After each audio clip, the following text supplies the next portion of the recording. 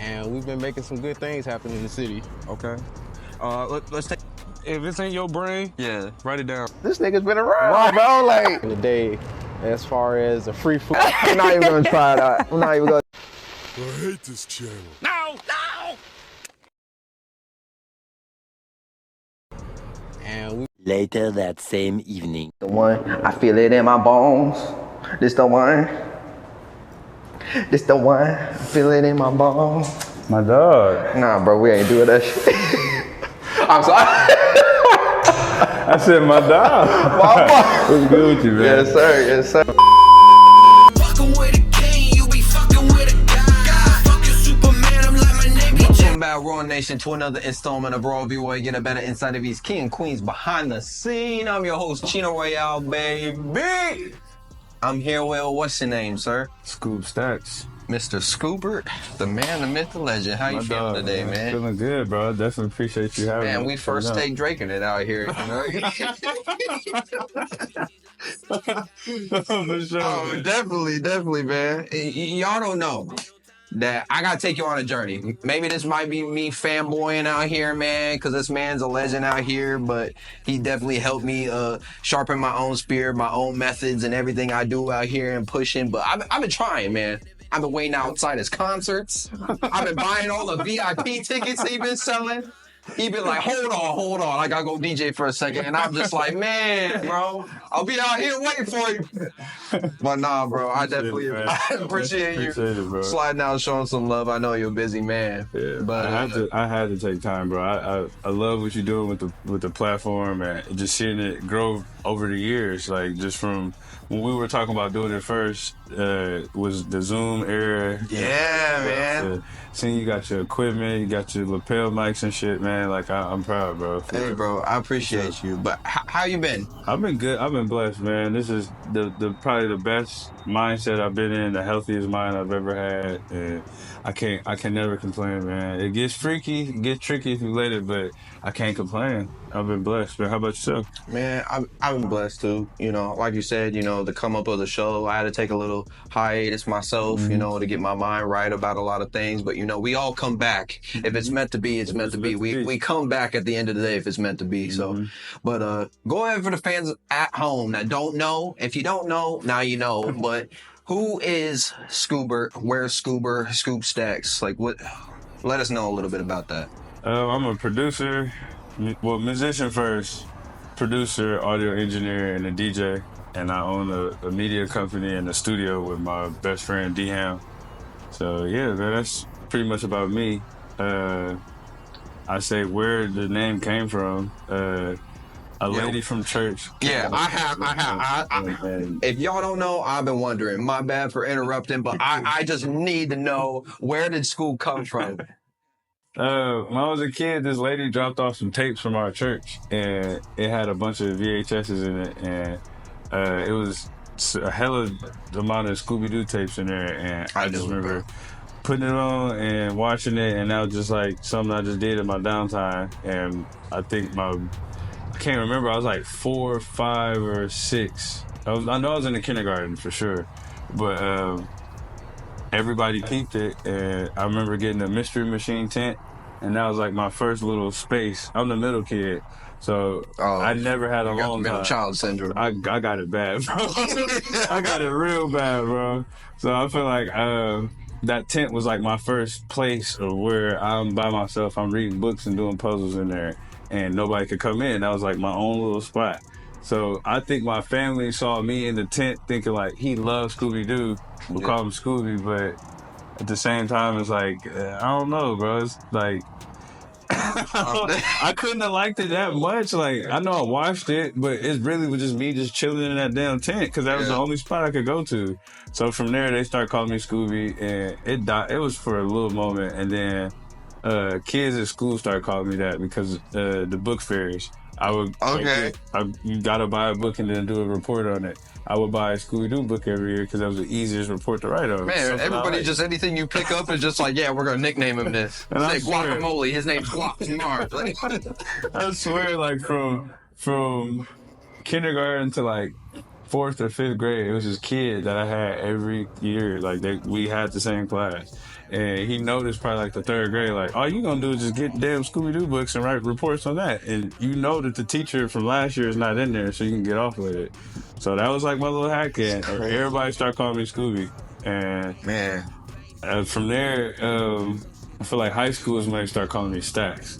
And it was just my mentality. By the like time I upgraded. it's like I've evolved now. I never really was like hip to like, I don't know, like money management and like what money was, but I just never cared about it. And that's where the demeanor of everything I did in high school is where it came from. Like, we go out to eat, expensive ass meal, or whatever the case may be, and they school you pay for, oh, he already paid for it type shit. Like, you got to take care of your business. That's always been my thing, is you gotta pay what you weigh. It's always been from the jump. So And if you don't know, now you know. You gotta know. I'm just saying. I feel like you gotta pay it. Like, it's just what you gotta do. If you want to be something and move and do something, you gotta pay what you weigh. So. Let's go ahead and I know you already started, but let's jump right back into that Magic School Bus. We're gonna go back in time real quick, shift that gear. We're gonna go on up. But where did all this stuff come from? Like with the music, like where did it all start for you? Did you just come out like one day the doctor slapped you on the butt and then you're just like, hold on, ma, I got a studio session later. He said I got a studio session.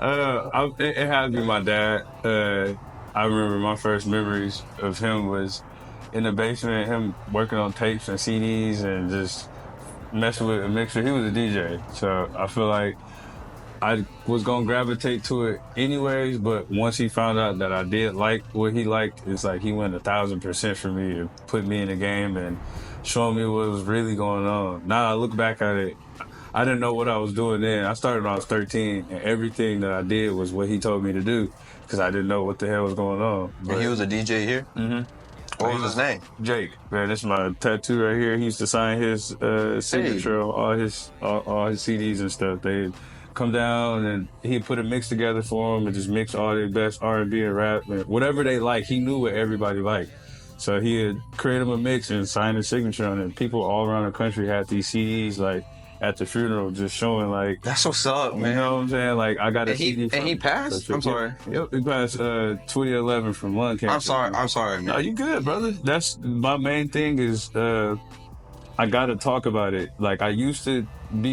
be hard in like the first 2 years, but it seemed like as soon as I like turned the bad into like a good thing and used it as like a positive, it's easy to talk about because I know I'm spreading the legacy. I'm never gonna let that name die out. So especially if you have like several people coming up to you like with like different CDs from around the place, just be like, "Hey man, I remember this." To this day, man, it's one of my dad's friends. He used to be a bus driver, and I saw him at Walmart. And nowadays, it's like I know I look exactly like him, so like I see his friends in public, and I won't like walk up to him. I'll just wonder like, do I really look like him? And this dude walked up to me, he's like, "Man, you gotta be his kid, because I know he's dead. Like, you gotta be him, bro. Like, you gotta be like, please tell me you're still doing the music shit, man. Like, to keep what he had going on." I told him what I was doing at the time, studio, this, traveling and that. And it just seemed like he just had so much peace knowing that somebody's still out. Like, yeah, bigger than yourself, man. It's more than just me. It gotta be. And once I have my kid, it's gonna be all about that. And they gonna continue my legacy. So that's just how it goes. Is there any, like, sort of wisdom that he bestowed on you before he passed, or like during the whole process of him like giving you the knowledge of the music? Like, is there anything that stuck out a little bit more? I feel like he just knew what to say. Like, he prepped me for all this. Like, it's kind of hard for me to be depressed or sad about it because it's like, man, he told me exactly how it was gonna go. If something happens to me, do this. If this happens, take care of your brother. Look after your grandparents, make sure that they got help with the heavy lifting, lawnmower, and clean out the gutters and stuff like that. Like, or just being there for them emotionally because they lost their kid.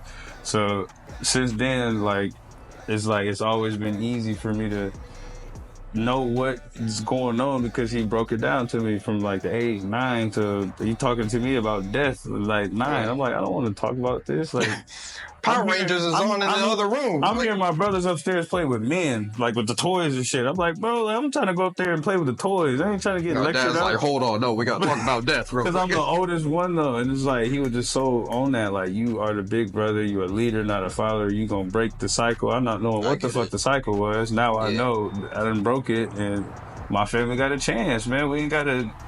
I built something that anybody can join and get some money. Like that's the number one. That should be the number one goal in life, is for you to be able to provide not just money, but just opportunity and happiness and money towards finances towards your family by an idea that you made. That's dope as shit to me. And if you ain't bringing it back to the family, I don't know what you're doing with your life. Like at a certain point in life, like stuff's gonna run out. For stuff that you can do for yourself, eventually it's gonna start feeling lonely for yourself. Like if you're not bringing it back, building up the family, like in my opinion, and probably many others, like it just doesn't seem like it's worth it in the end. Yeah. But like, what was the kind of like the next jumping point for you that you felt the gear shift with the music, like from when you started to where you are now? Like, what was that moment? I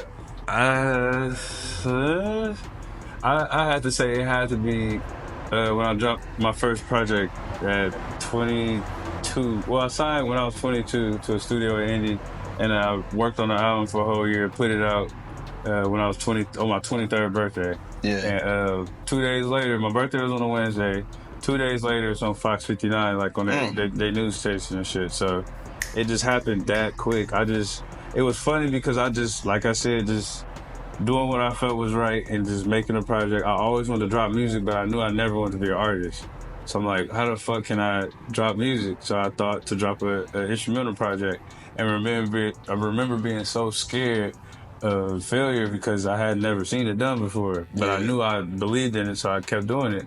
And to see 2 days later the results from it, like, I know that for surely shifted into gear and just kept me elevating. Since that was my first power move, and from there it's just been elevating, just from riding the energy of the next one and just keeping it going and getting your name out there and not slowing down and still networking and still as if you're a rookie. Like, I moved the same way I moved my rookie year. That happened all Like it's 2K out as a here. You're rookie. like, look, I can't be like to next. I didn't know what a fucking EQ was, bro. Like, a rookie, like fresh out of college, dropped out and turned me the fuck up.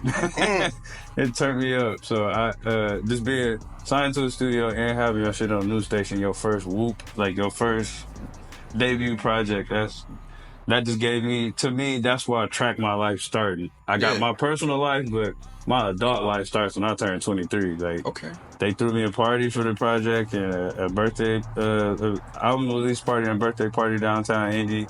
It's like, shit, you're 23, you just got legal. Going crazy. And you going crazy. The DJs fucking with it, they spinning it, they showing love when you walk in and all types of shit just as a rookie. So I feel like that's always been something I think about, like, okay, it could be way worse, man. It used to be that was your first joint. That was it.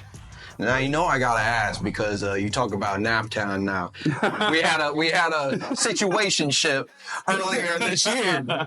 What would you say is a comparison? I want to say like something that separates the two, but like, what is there, like a cultural difference besides the population down there between them and Fort Wayne, or like how would you sum that up? I say like the average person outside of music, I think Nap people are more open-minded. Like, that's why you see a lot more people like anime or just like outside the box shit. Would you think it's like more of like a bigger city thing? Yeah, it's for sure. But that's the number one thing I always think about when I think of why the city is the way it is. Like, just the type of music people listen to, the range of music people listen to. Like, it's probably about 2-3 different styles of music that we listen to here. And that you got the Memphis sound, you got the Atlanta sound, you got the out west style, you got the Detroit style, you got the boom bap out east style, you got fucking St. Louis, like ratchet female music now. Like, it's so many different bags that's right there because we're in the Midwest and Nap is the capital of the state. So for us, we're closer to Michigan. We give off a Detroit sound and a Detroit look because of how close it is. Like, our OGs, what we came on seeing and shit. So I will say the main thing for music though, Nap has a lot of opportunity, and that's something I always tell all my Fort Wayne artists when they paying the money they need to pay, putting the money into marketing, studio time, videos, and it's still not taking off for them. I tell them they gotta move around. You gotta at least go to Nap at the minimum, just because we have more places that have just opportunity, venues, open mic nights, like just shit. We don't really have nothing really going on here, and that's really my job. I feel like is to change that shit. Like I shouldn't have to tell my artists that they have to go somewhere else for them to just get some traction. You know, we don't have spots that where it's something that's looking out for shit. So And speaking of like knowing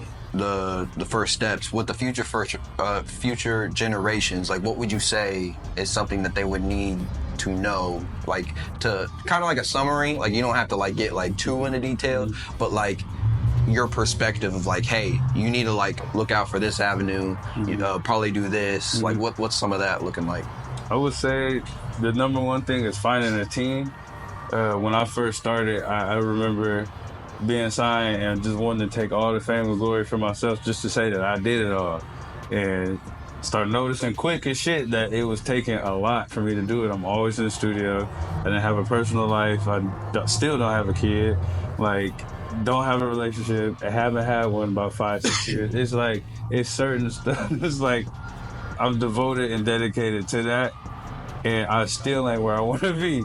And so it's like, I didn't get traction and like good shit until I realized that I needed a team and got a team, and that's how I'm keeping afloat. If I didn't have a team, I would be stuck in one specific city. I can't do the Weird Scuba tour like that. I gotta be stuck in one place because there's not a duplicate version of myself or like-minded individuals who has my sound that I give off to these artists. And speaking of the team, who's on the team, baby? I got it. They in the screen like, God damn! Like, this man ain't shot up for shit. I'm trying to find my room to plug it in, man. I feel like it gotta start with my right hand, D-Ham. That's my best friend, my motherfucking road dog. The boy. His grandma and my grandma are sisters, and we only 4 months apart. So we grew up like this. It ain't. Thick Steve's I can't think of nothing without him. So I say him for sure. That's the lead 1-2 punch. And then we have our engineer at the studio, D-Lo. Shout out D. Shout out my boy. He's a monster with this engineering. And for everybody who wonder like if he's good and if he's all right to record while I'm gone, man, he masters my goddamn albums that y'all rock with, man. Like, he's an animal. He's dedicated and just devoted to it. I always tell him that he's a better engineer than I am. He can't believe it because he looks up to me as like a mentor or a mentee type situation. But I think of him as a higher engineer because he had the time to research for engineering. I got too many bags that I'm in. I got to worry about production, the music business, Too much. the traveling. Whereas he worked a full-time job and he would sit on the assembly line and have his phone set up and watch Alex Toomey videos, Young Thug's engineer, and teach me shit and just have a better knowledge of what the fuck's going on. And with me, I just got pushed in the studio and people like, just look cool. Like, do this. Do this shit. Just gotta do There's a computer, there's a chair. What else you want from me? He just knew, like, and he's way faster and advanced than I am. Like, speed is one thing. I know my shortcuts and shit, but as far as like the knowledge of like the actual science behind the engineering, like he knows that, and I can't compete with that. You got it, bro. I'm a music producer and musician. I love to record, but you know, I'm not about to sit there and do sessions all day long. I don't have to. You don't got time. I have a team. I'd rather feed him. It would make me more happy to see him eating than rather than me. And just like an engine, man, like there's multiple parts to the engine, man. And like if all those parts ain't working or like working in unison, like obviously the engine ain't gonna work. You ain't gonna go nowhere. Hell yeah, bro. But I would say that's the workers for the studio. Our team of our collective. We got my little brother Jay Fowl. He's the videographer. Shout out. Photographer.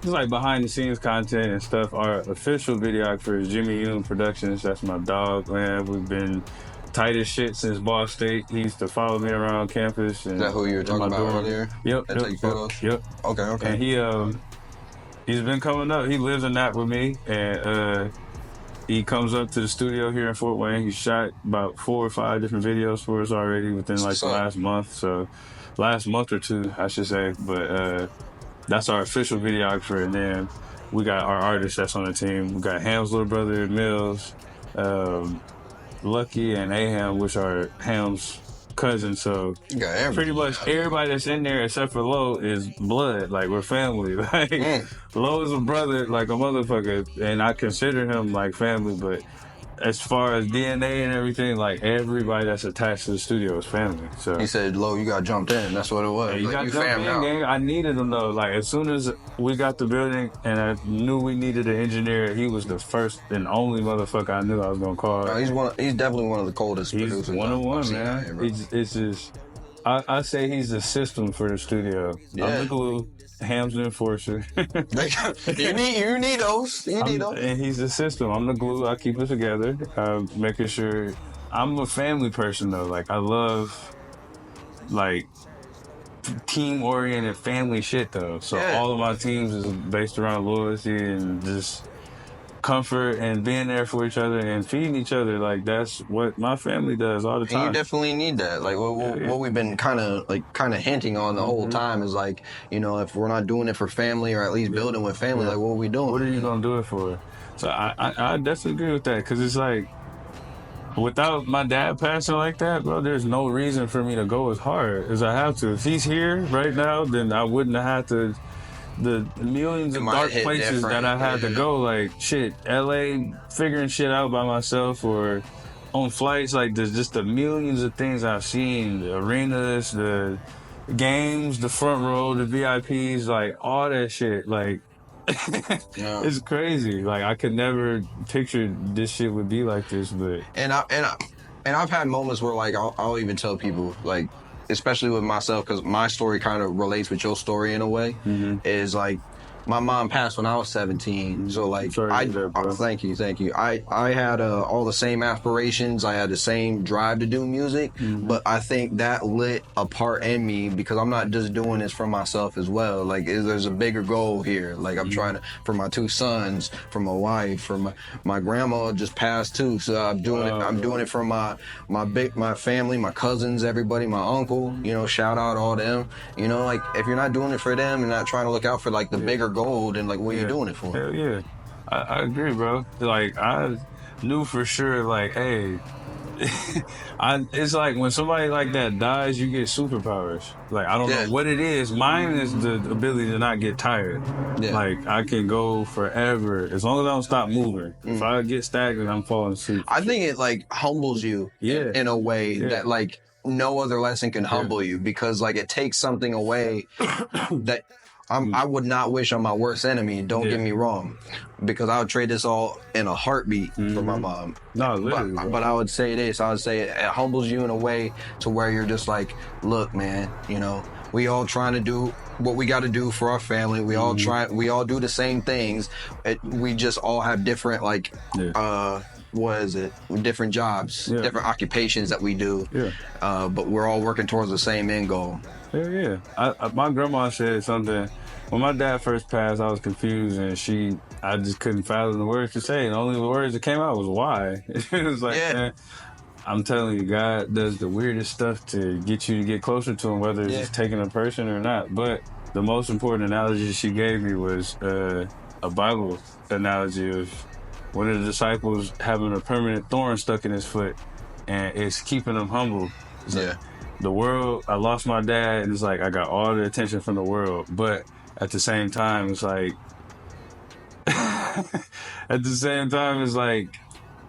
it seemed like it don't matter sometimes, because it's, you know, like, you think about that realistic shit that's going on and you can't really, I don't know, it's kind of hard You to... can't really describe it at all.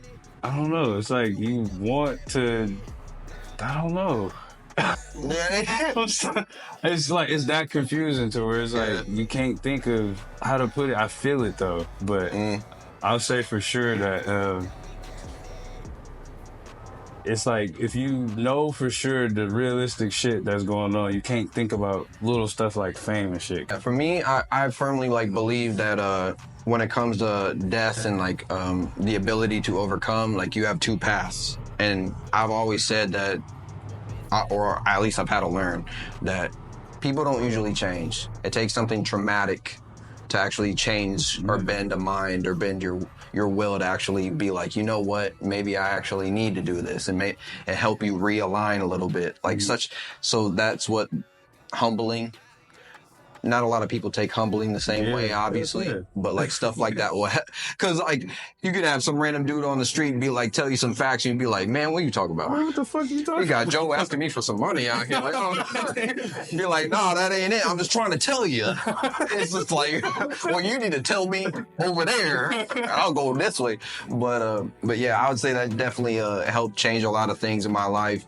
Probably helped catapult me into what I'm doing now, and I can definitely see that for yourself, and out here aiming for higher and higher goals and just shooting for nothing but the stars. So I definitely wish you well on all that and all your endeavors. But there's one question, that I've been wanting to ask, because I have my own take on it, and I wanted to hear what you had to say about it, because you're a person of high status now. You're traveling around. You're doing a lot of cool things. You spent the block a couple times, but do you ever get burned out here, bro? Like what's going on out here, bro? Taking over the world out here, and you ain't take a break yet. Like, what's going on?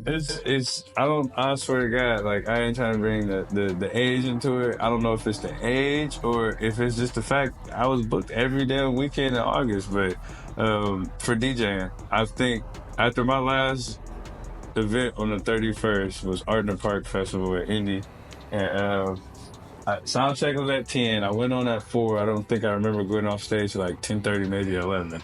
So from that time, being on my feet for that last festival, the week before that was a 12-hour festival that I'm working on, and then the week before that was a show middle of nowhere, and the show before that, I can't remember where that was at.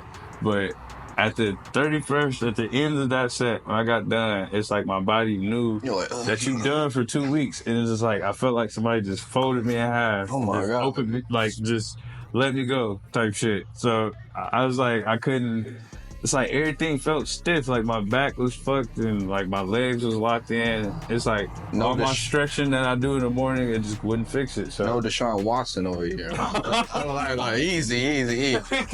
Disclaimer, roll it right now. No, for sure, man. But they, what's her name? They wound up, I feel like,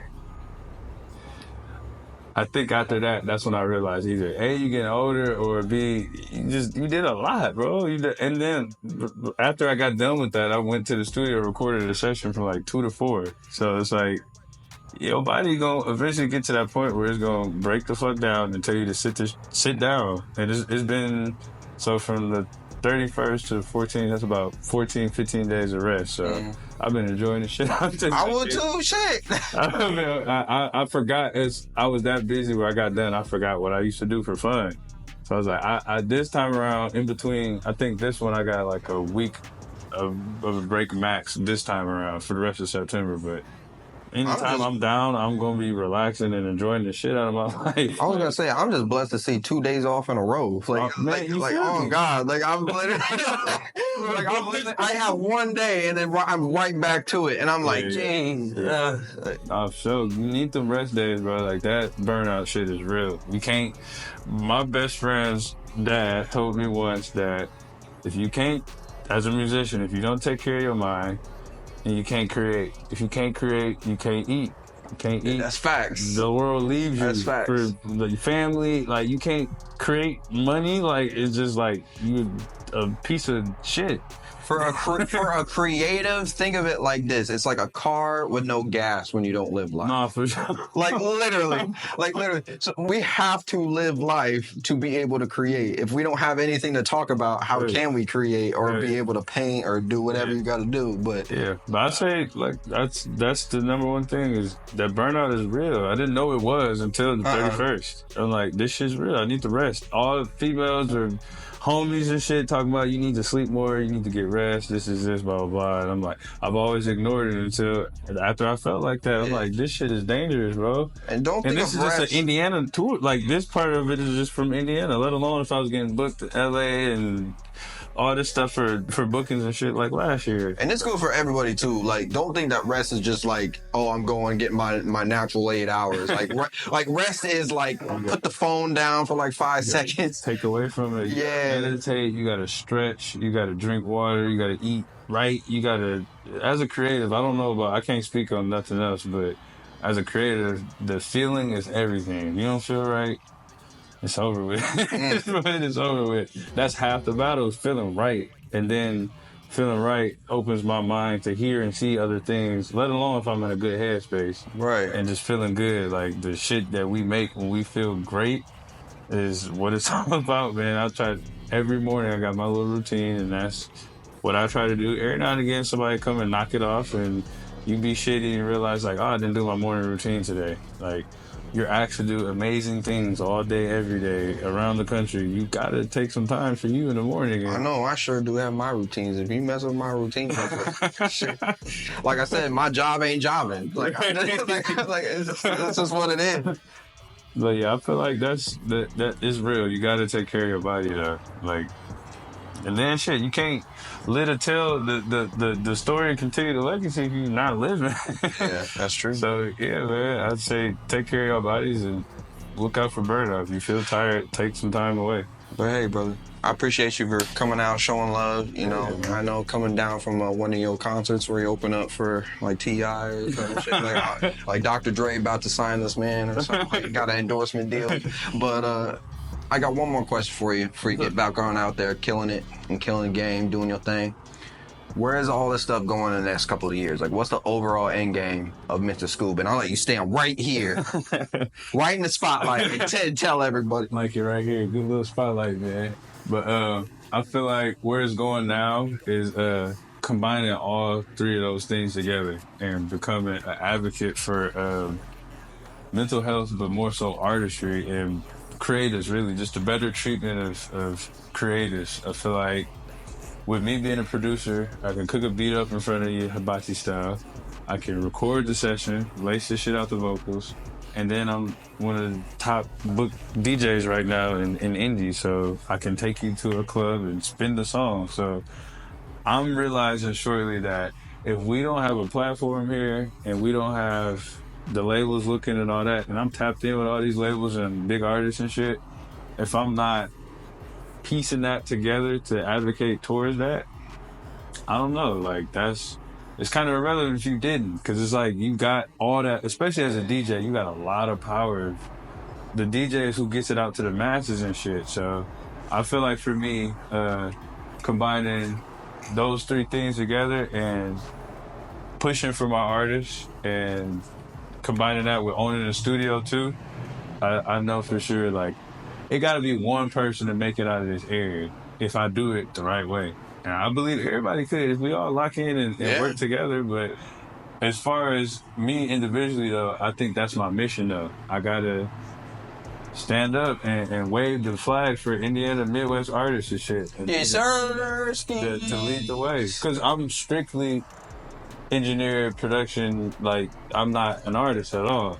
So it's like, what else is really left to do? Oh, you preaching, So, hell yeah, man. But hey, man, I definitely appreciate you coming out, showing love. Hell yeah. You know, great to meet you, by the Yeah, way. no, Like I for said. sure. Likewise, brother. But go ahead. It's going to be down there in the description. Go ahead and shout out any place we can find you, because we definitely need to find you. And I'm going to have you stand right there one more time before you get on out of here. Y'all Shout can out that follow me- stuff. Y'all can follow me on anything, Facebook, Instagram, Twitter, Threads. Everything's the same. Scoob Stacks. YouTube, Scoob Stacks, at Scoob Stacks, regular spelling, SCOOB, Stacks, like stacks of paper. Where's the studio at, too? So people The can pull studio up. is on Calhoun Street. We're between Saigon and Walgreens. So put it on the south side for all the real ones, man. Okay. And for our Naptown brothers and sisters down there, is there a studio down there that you My can go in? studio in Indy is Stone Tree Studios. That's in Fountain Square and probably about 4 or 5 minutes away from Cambridge, so we downtown with it. Okay. So both studios, man, I'm being in 2 different spots at once. I feel like I'm living a double life. Yes, sir. Yes, But sir. it's been working out. But both studios are doing good, and that's my main focus, man. So, But hey, man, like I said before, I appreciate you for coming out, showing love. For sure, man. For sure. But until next time, till the check-in, y'all stay royal out there. Peace. Yeah. Moscato spilled up on my wrist, cherry ice cream. Shawty only care about the icing. I'ma keep it real, okay? No